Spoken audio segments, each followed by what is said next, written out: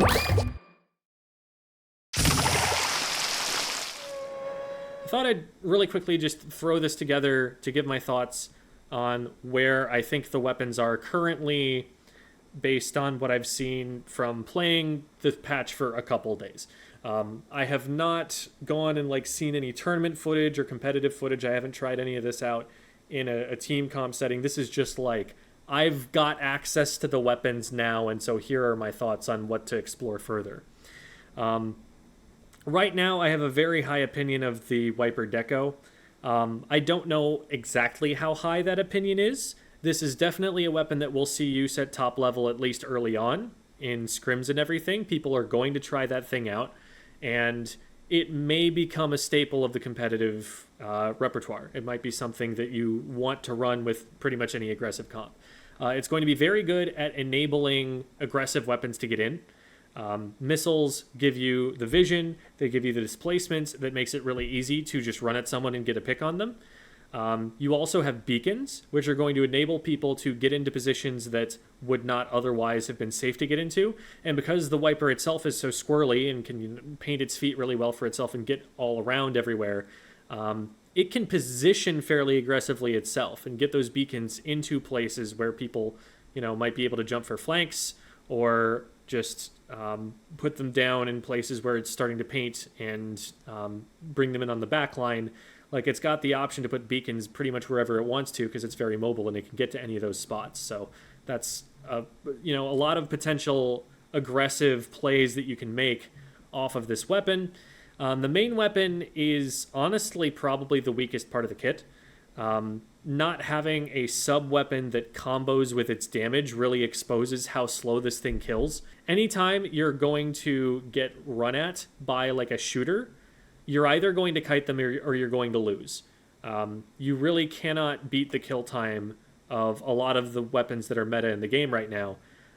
It has to play a lot more supportive than the vanilla Wiper does because it doesn't have those damage combos and because it doesn't have the hammer to run in with.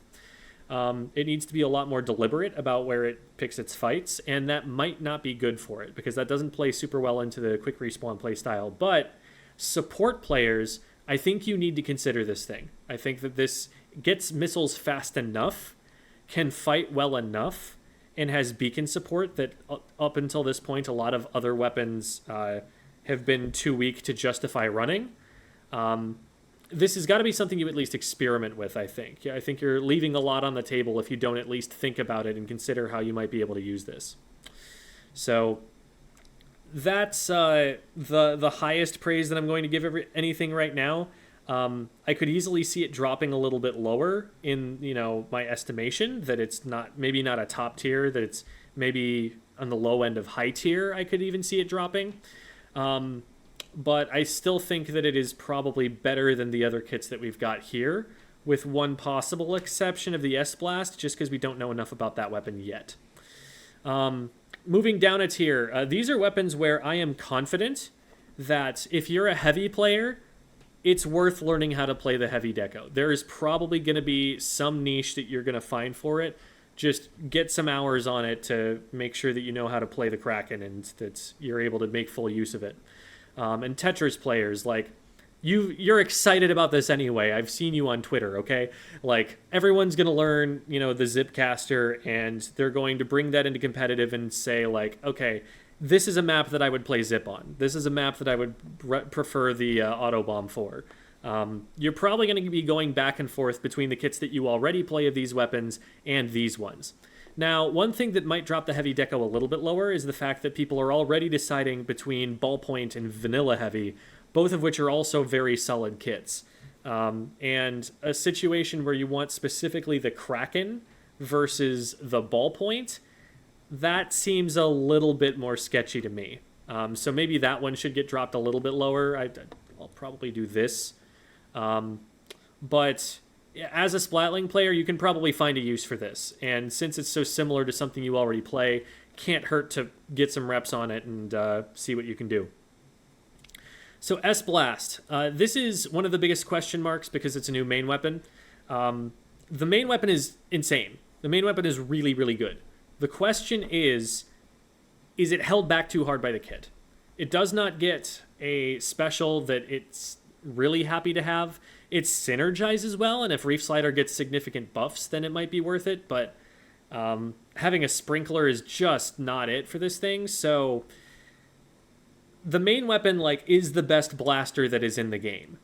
Like, this is better than the ranged blaster, this is better than the V blaster, this is better than the rapid blaster. I just don't know if the main weapon is enough to carry the kit that it's currently got. And that's going to need some testing. And I know that we're going to see a lot of that testing. Chara is definitely going to play a lot of this thing, and we're going to be able to see what Last Resort is doing with it. So we'll be, there will be plenty of content on that, and just keep watching Chara if you're interested in seeing what this thing can do. He's going to push it as far as he can. These next weapons, I could see there being niche use cases for them. I don't think that if I'm a new player getting into competitive today, that these are the weapons that I'm going to go with. These are not the first choice on anybody's lists, I don't think. The Big Swig is in a pretty good position compared to where it was at launch. Like, at launch, it was arguably the worst weapon in the entire game. Now, it's got a lot more consistent damage, and so its range actually matters. And it's able to farm for a much better special than Inkvac. So this is definitely in a better spot. And there are actually moments where I'm like, oh, the Big Swig beats me here. Like, I need to respect the Big Swig in this particular situation in a fight. And it has not always been like that. So this is the best Big Swig has ever been. If you're a Big Swig lover, this is the weapon for you. I don't know if we're going to see a lot of competitive use because there is only so much of a niche for a weapon like this. It's a niche where you need a whole lot of paint, and you really, really, really want ink storms to the point where you're willing to sacrifice a lot of fighting power to get them. And that's just not every map mode, and I think that's not most teams that are going to be willing to run that anyway. Paintbrush is probably the biggest question mark for me right now because I just don't play weapons that are like this. And so it's a bit of a blind spot in terms of how it's going to get used for me. What I've heard from Chara is that it's got potential as a support to farm wave breakers. Now, if you want a wave breaker, there's a question of why are you not running a vanilla heavy, because that's already a really solid proven weapon. It also works a little bit as a sharking weapon. Like, it's kind of like a tri-slosher where it doesn't really have the best kill time, but if you get on top of someone and they don't see it coming, it's really hard to get away from, and it's really hard for it to miss. So it's at least reliably going to trade. I don't know how well that works, though, with its potential as a special farmer, as a wave breaker farmer. Because if you're painting for special, you're not sharking. So it seems like there's a clash in what the weapon wants to do between the painting playstyle, painting and supporting, and the sharking playstyle. It's like, yeah, sometimes supports have to fight, and when it fights, the way it's going to fight is by sharking. It was just painting, so maybe the people saw it coming. I don't know. It's really hard to judge because I've only played it in solo, or played it and played against it in solo queue, and in solo queue, right now nobody knows at all how to play any of these weapons. Like, everybody's going to suck at these at first. And it's not their fault. It's a new weapon. They're just getting used to it. So you're going to run into them, and you're going to get a whole ton of comps with, like, double paintbrush, and then tetras, and it's not going to have any paint, or it's not going to have any pushing power, like, because everyone's just running only these weapons, and that's all solo queue is going to be for a while, so you're not seeing it on a coordinated comp. So it's going to take some time, and it's going to take some, like, testing in tournaments to really see what all of these can do, and this one, more than any other one, is one that I'm waiting and watching for. My hunch is that it's not going to be fantastic and that we're not going to see it used at top level, but I could definitely see there being niche use cases, and maybe some, like, Octobrush players really take a liking to it for certain situations. Rapid Pro Deco. Solid main weapon, as we've always known, and the special that it gets is definitely a huge step up from the Inkvac that it had before, very similar to the Big Swig, in that this is the kit of this weapon that you want to be using because it doesn't have Inkvac anymore. Actually, the same deal with the Tent. Man, there are a lot of weapons like that on this patch. But angle shooter is definitely really not what it was looking for, and the underwhelming paint may be something that still makes it not worth it. I'd be more interested in looking into S-Blast than I would in looking into the Rapid Pro Deco right now. The big use case that it had in S2 was that it had Splash Wall and Armor, which made it a really good E-liter counter. And so when E-liter was run a lot, you would run this thing because it would put a wall up in front of the E-liter so that it would not be able to shoot through the wall. And then you'd armor everyone so it couldn't one-shot people through the armor. And you'd be able to poke it over the ledges that it's trying to play on top of and just make an absolute nuisance of yourself against it. Like, every aspect of the kit countered E-liter, which was the main reason that we saw it run. We did see a little bit of it when it had rain as well. It doesn't paint terribly for special or anything, but Whale is nothing to write home about. It's a good special. It's just not a special that you're going to try and build an entire team comp around. And I don't think this is a main weapon you're going to build a whole team comp around. This is like a very average, usable weapon that I don't think is going to make a huge splash because I don't think there's that much that sets it apart right now. Tent. This is the best tent kit that we've got in the game right now, no question. This might be the best tent kit that we've ever had. Zuka is so annoying on this thing because there are a lot of times where you don't even notice it's been popped because they're using it from behind the tent shield. And then all of a sudden you just get one shot from way further away than a tent normally can one shot.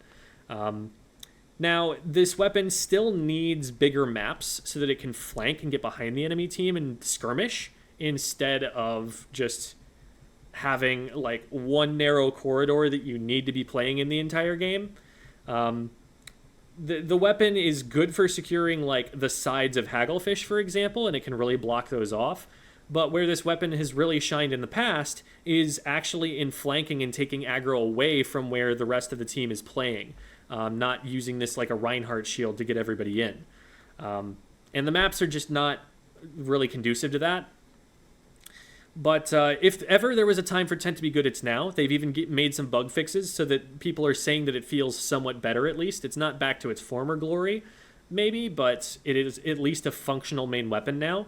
So I would say that this thing is probably like a mid-tier at least, and that anyone who's been interested in Brellas should at least give it a look and see what they can do with it. And then these are the weapons that I just don't have a lot of confidence that we're going to see at top level. I could be wrong maybe about like the dualies here, and there might be a patch later on where we see this H3 actually get some use. I don't think we're going to see Nova at all. Probably ever, but unless the Nova specifically as a main weapon gets massive buffs. So I've talked about these two in videos. I don't really think that Beacon plus Super Chump plus Dually Squelchers has any stopping power at all. You can just run at this thing and make it roll backwards to get away from you, and now you've taken space without taking all that much damage.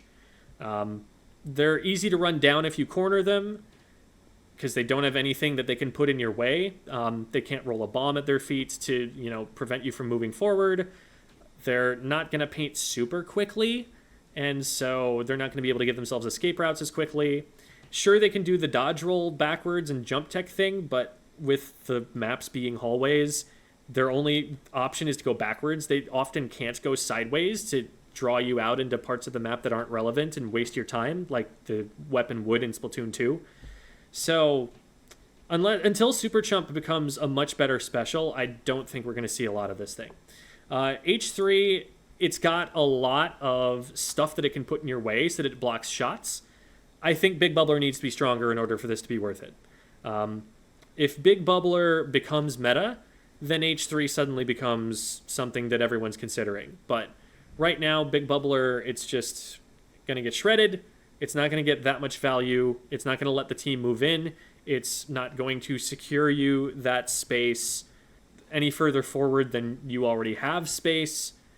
So maybe a slight tower niche, but it's also not a great weapon at clearing the tower. You'd probably prefer a Junior or even a V-Blaster for that.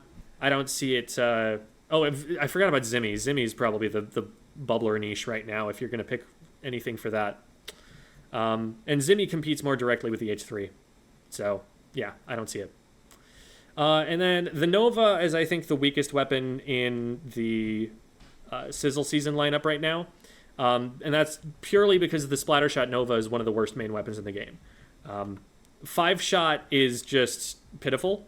The accuracy is awful, so it's going to take more than 5 shots to splat anyone anyway. So it's really more of a 6 or 7 shot, realistically speaking. That's not enough of a kill time to justify running. It's got decent paint, and it's getting Inkjet, which is fine as a special. Inkjet is honestly the weakest part, probably, of the ballpoints kit. And, the ballpoint benefits from having the Inkjet because it is a special that you can use to get in and to force the enemy team to move and stuff. But it's not really what makes the ballpoint the ballpoint. The reason the ballpoint is so strong right now is that the main weapon is so good. And this does not have a strong main weapon. So it's not going to paint for special that much faster than the ballpoint will. And the ballpoint is going to have a sub-weapon it can actually poke with and can move with. And the ballpoint is a better main weapon in terms of fighting. So for the same special, why would you just not run a ballpoint on your competitive team? This is basically exclusively for people who missed the Splatoon 2 Tenta Tech Splatter Shot, and this is the closest thing that they've got. That's about all that you're getting out of this. And if you're playing competitively, you've probably moved on to different weapons than something like this that are going to be a lot more impactful for you. So these are the 3 that I doubt are going to see a lot of use competitively. These ones we could probably see at top level occasionally, but probably not a lot. This one could be really strong, but it needs more testing before I'm convinced. And these 3, I'm pretty confident we are definitely going to see on at least some top teams some of the time. Let me know what you guys think. Let me know what your experiences have been with this so far. I'm curious to see where this develops, and especially to see more tournament play to see how well these weapons can perform.